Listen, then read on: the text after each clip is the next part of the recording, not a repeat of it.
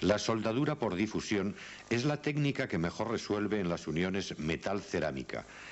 Aunque los equipos para su puesta en práctica resultan bastante costosos y la tecnología necesaria relativamente compleja, el proceso esquemáticamente resulta muy simple, pues se reduce a poner las piezas en contacto, procurando evitar barreras que dificulten la unión de las superficies. Ejercer una determinada presión. Calentar a una temperatura bastante inferior a la de fusión del metal. Mantener esta situación durante un cierto tiempo. Si profundizamos en la estructura íntima de los metales, nos encontramos con que están constituidos por átomos que ocupan unas posiciones de equilibrio en las que los mantienen las fuerzas de cohesión, no existiendo ningún tipo de pegamento que los conecte. La unión entre dos piezas puede conseguirse sin más que disponerlas de forma que se establezca dicha conexión, lo que exige salvar dos tipos de barreras: la suciedad superficial, las rugosidades siempre presentes incluso en superficies aparentemente lisas. En la soldadura por difusión se eliminan estas barreras mediante una limpieza adecuada y aplicando calor y presión que faciliten la deformación de las crestas. En los composites, por su propia concepción, tiene poco sentido hablar de soldadura. Se trata más bien de construcciones monolíticas que se van obteniendo de la combinación de fibras y resinas, como si se tratase de una obra de hormigón armado. En este campo, sin embargo, cobran especial importancia los adhesivos tanto para la unión entre laminados como para la obtención de paneles tipo sándwich mediante la unión con otros elementos.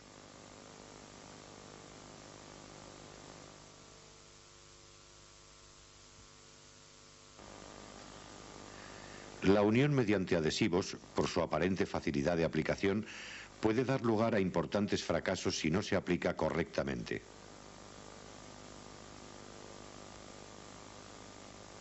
La obtención de buenos resultados está muy condicionada por la aplicación de un procedimiento riguroso.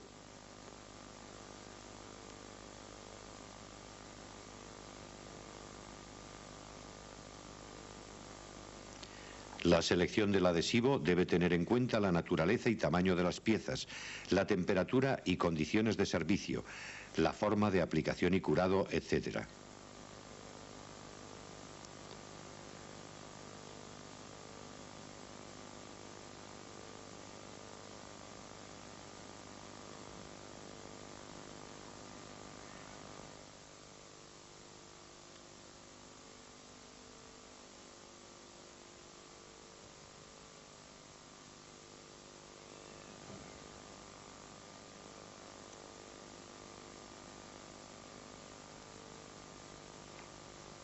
El tratamiento previo de las superficies a tratar, específico para cada material y adhesivo, resulta determinante para los resultados del proceso.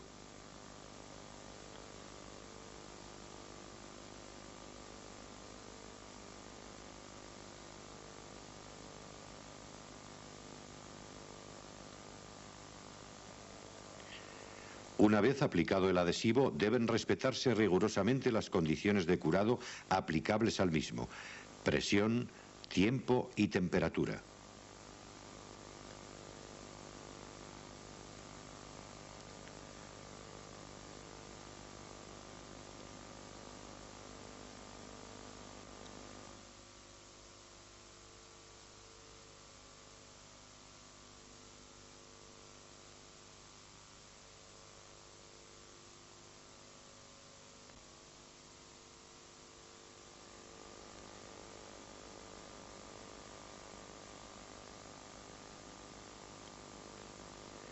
En la unión de grandes superficies o de geometría compleja, resulta difícil la aplicación de presión mediante prensas u otros ingenios mecánicos.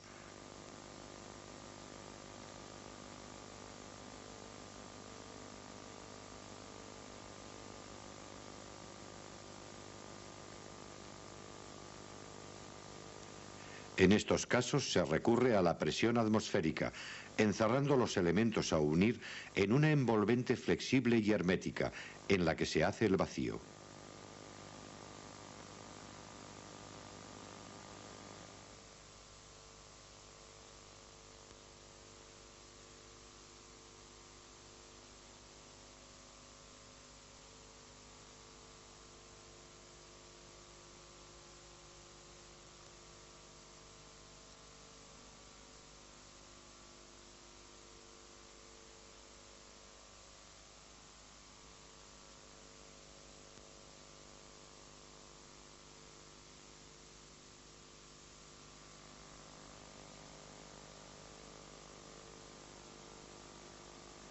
El análisis cuantitativo y cualitativo del comportamiento de las juntas facilita el perfeccionamiento de esta técnica de unión.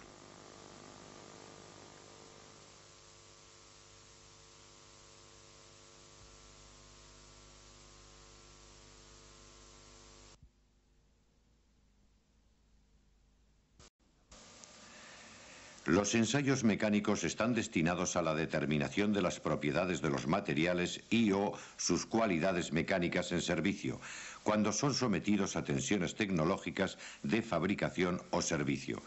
Los principales ensayos mecánicos son ensayo de tracción, dureza, doblado e impacto. Los ensayos de tracción consisten en aplicar una fuerza creciente a una probeta de material a ensayar, hasta que éste note la fuerza en función de su deformación. El equipamiento moderno para ensayos de tracción consiste en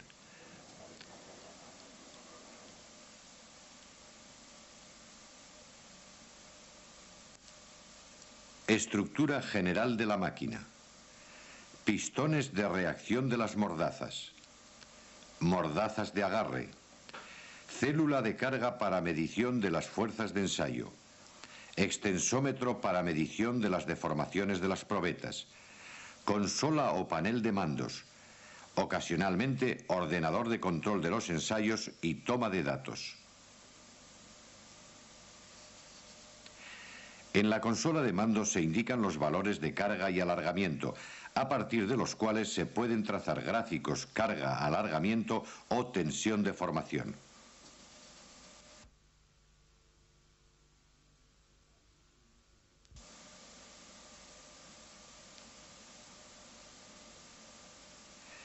Antes del inicio del ensayo de tracción, se efectúan mediciones por lo menos en 2 secciones de la zona calibrada, con objeto de verificar que la probeta está dentro de los parámetros especificados y para calcular la sección transversal de la zona útil.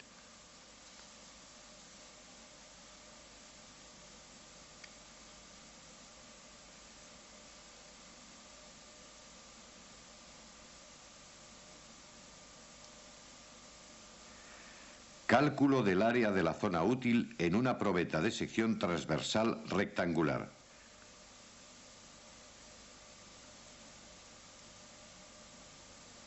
Cálculo del área de la zona útil en una probeta de sección transversal circular. Después de comprobar el área de la zona útil de la sección transversal, la probeta es colocada en una máquina de ensayo fuertemente sujeta a través de dispositivos mecánicos o hidráulicos. Una vez asegurado el perfecto alineamiento del eje de la probeta con la dirección de la fuerza, de modo que evitemos momentos flectores durante el ensayo. Para la medición de las deformaciones se coloca un extensómetro, el cual debe retirarse una vez alcanzado el límite de fluencia, para evitar su deterioro al romper la probeta. Al comienzo del ensayo, la probeta se deforma uniformemente alrededor de toda la zona calibrada. Una vez conseguida la máxima fuerza, la deformación se localiza en la zona de estricción, donde se verifica una significativa reducción de área y donde ocurrirá la rotura.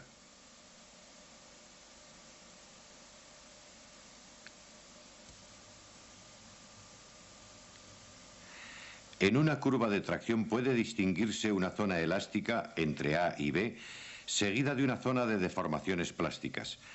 En B se inician las deformaciones plásticas y en D el proceso de estricción, que culmina en E con la rotura de la probeta. Si consideramos la distribución de la deformación a lo largo del cuerpo útil de la probeta, tendremos una zona de deformación uniforme y una zona de deformación localizada. A cada una de estas zonas corresponden las siguientes características de estas probetas. La probeta 1 fue sometida a un ensayo de tracción dentro del dominio elástico del material, no sufriendo deformación permanente y recuperando la posición inicial. La probeta 2 fue sometida a tracción dentro del dominio plástico del material, sufriendo una deformación permanente sin poder recuperar su posición inicial. La probeta 3 fue sometida a tracción hasta el esfuerzo máximo que soporta el material, siendo visible la zona de estricción. La probeta 4, sometida al ensayo de tracción, fue llevada hasta sus últimas consecuencias, produciéndose la rotura del material. A partir de la curva de tracción es posible calcular los valores de las propiedades de los materiales como son la tensión de rotura, RM, que se calcula como cociente de la fuerza máxima, y el área de sección transversal inicial. El límite de elasticidad es calculada dividiendo el valor de la fuerza a partir de la cual se inicia la deformación plástica por el área de sección inicial. La tensión límite de elasticidad es de difícil determinación, debido a las dificultades para precisar el valor de la fuerza para la cual se inicia la deformación plástica. Para solucionar este problema se pasó a utilizar el límite elástico 0,2%. Su valor se determina dividiendo el valor de la fuerza para el cual se obtiene una deformación residual del 0,2%. En algunos materiales, como el acero, la deformación plástica se inicia sin aumento de fuerza.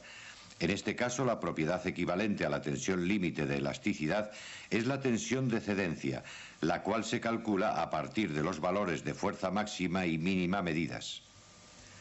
Para calcular el alargamiento en tanto por ciento, se marcan 2 puntos sobre la probeta, a una distancia equivalente a la sección de la misma. Finalizando el ensayo, se unen los 2 trozos y se mide la longitud. El alargamiento porcentual se obtiene dividiendo la diferencia LO, entre la longitud inicial, LO, y multiplicado por 100.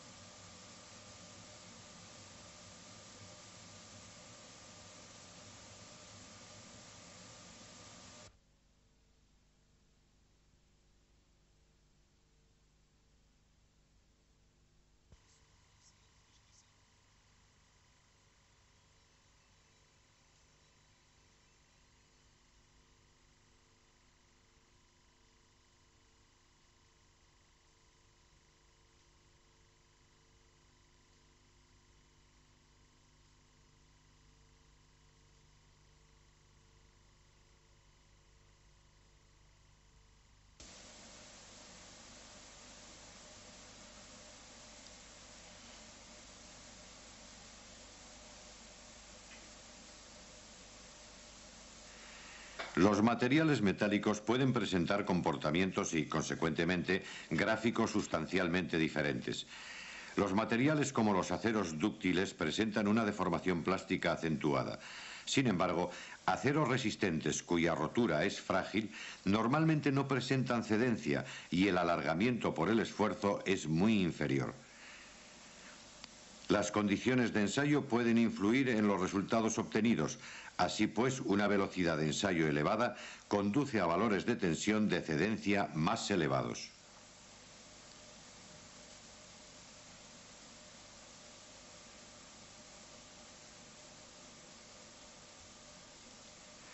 La simetría de la probeta también influye en la tensión de cedencia. Probetas circulares presentan tensión de cedencia más elevadas que probetas de sección rectangular. También el acabado superficial de la probeta, con peor terminación o acabado, origina tensiones de cedencia más bajas. El fenómeno de endurecimiento que ocurre en materiales como el acero dúctil al experimentar deformaciones plásticas reduce su capacidad de deformación posterior. Si llegados al punto X se descarga la probeta y se vuelve a cargar inmediatamente, el material no repite el proceso de cedencia experimentado en la carga inicial. Sin embargo, si esperamos algún tiempo antes de traccionar la probeta, al cargarla vuelve a experimentar un cierto grado de cedencia. Las propiedades determinadas en un ensayo de tracción están muy influenciadas por la orientación de las probetas en relación a la dirección de la laminación del acero, por lo que debe ser tenido en cuenta cuando se obtienen las probetas. Normas relevantes sobre ensayos de tracción ISO 6892.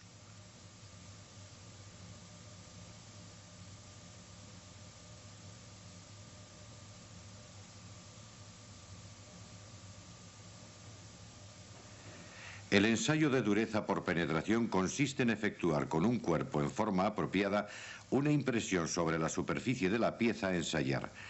Mayores valores de dureza corresponden a impresiones con menor dimensión o impresiones de menor profundidad de penetración.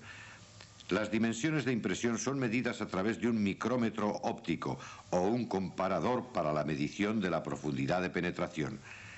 Un durómetro universal está compuesto por sistema de aplicación de la fuerza de ensayo a través de un resorte o palanca, penetrador y microscopio, escala graduada para la medición de las impresiones, indicador de durezas analógico y digital, sistema de iluminación de la superficie de la pieza a ensayar, soporte de mesa para apoyo de las piezas de ensayo. Ensayo de dureza Brinell. Antes de la realización del ensayo, la probeta se coloca y posiciona con la ayuda de un microscopio y de una mesa soporte. Se acciona el conmutador automático del objetivo y se aplica la fuerza de ensayo. El intervalo de aplicación de la fuerza de ensayo es de 10 a 15 segundos. Enseguida la fuerza es retirada y se miden 2 impresiones con el auxilio del microscopio.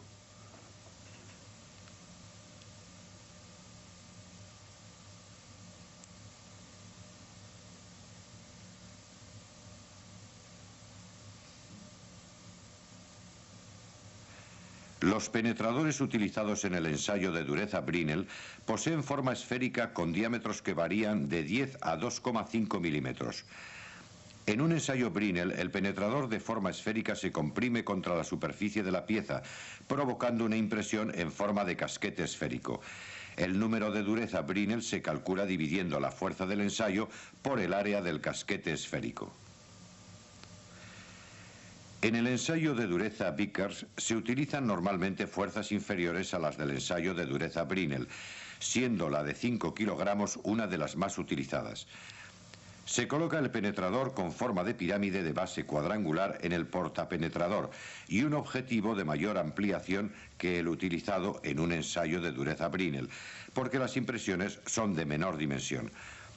La probeta se coloca sobre el soporte y se posiciona por medio del uso de la mesa. La palanca del durómetro acciona la conmutación automática del objetivo por el penetrador y también el sistema de aplicación de fuerza. La fuerza de ensayo se mantiene durante un intervalo de tiempo de 10 a 15 segundos.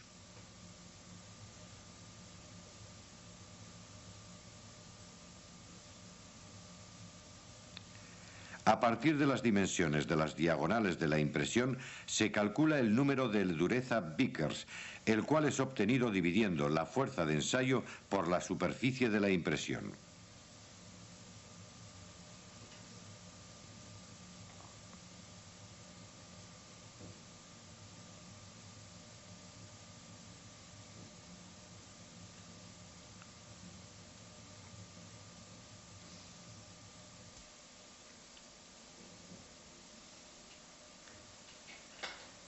El ensayo de dureza Rockwell C es más fácil que los antes mencionados ensayo de dureza Brinell y ensayo de dureza Vickers. En el ensayo de dureza Rockwell C, el penetrador utilizado es un cono de diamante. Una vez seleccionada la escala y posicionada la probeta, se aplica una fuerza inicial de ensayo de 10 kilogramos, la cual provoca una penetración inicial. Posteriormente se aplica una fuerza adicional, verificándose un aumento de la penetración. Finalmente se retira la fuerza adicional manteniendo la fuerza inicial, la cual es acompañada de alguna recuperación en la penetración.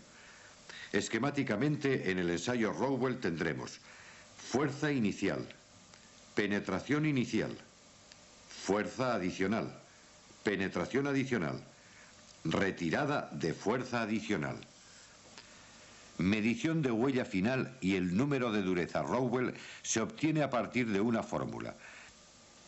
Igual procedimiento tendremos en los ensayos Rockwell que utilizan como penetrador una esfera.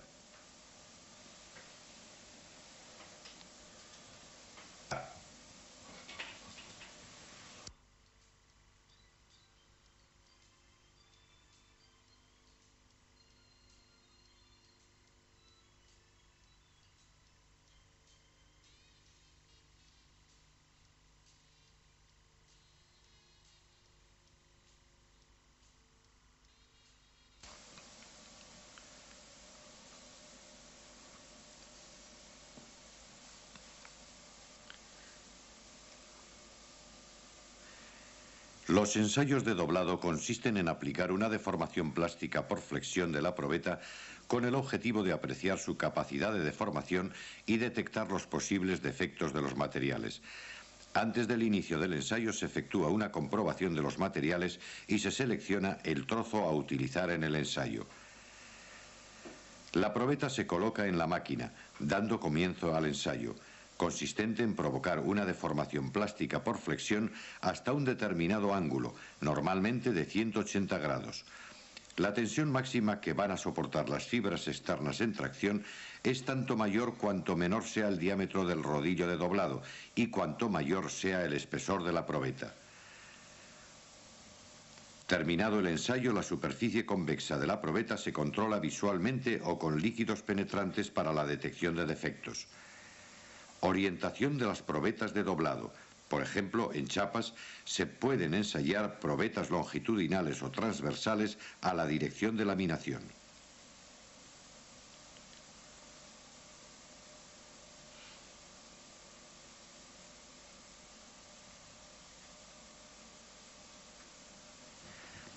Las probetas obtenidas de uniones soldadas pueden ser dobladas según las distintas direcciones.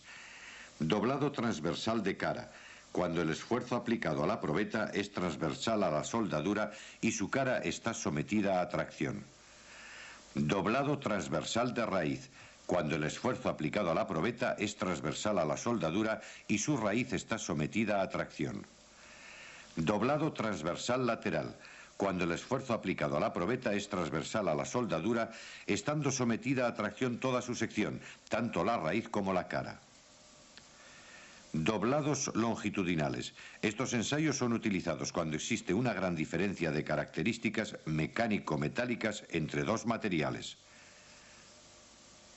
Doblado longitudinal de raíz. Es cuando el doblado provoca la tracción de la raíz de soldadura.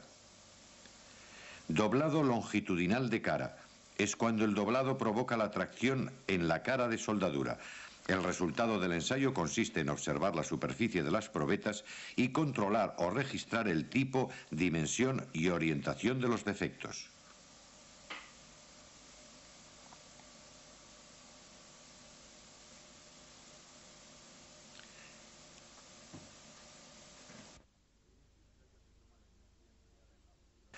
En este ensayo se toma la energía empleada en la rotura de una probeta entallada y normalizada mediante el impacto de un martillo llamado péndulo de Charpy, con movimiento pendular.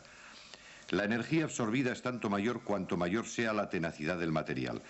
Las probetas son normalmente ensayadas a 20 grados centígrados por debajo de la temperatura mínima de servicio. Estas probetas se conservan en el interior de un recipiente isotérmico introducidas en un líquido refrigerante. Antes del ensayo se verifica la temperatura de las probetas a ensayar. La probeta se coloca en los apoyos de la máquina, correctamente posicionados con un dispositivo centralizador. El péndulo se levanta hasta alcanzar la altura adecuada. Toda esta secuencia debe ser efectuada en el más breve espacio posible de tiempo para evitar el calentamiento de la probeta.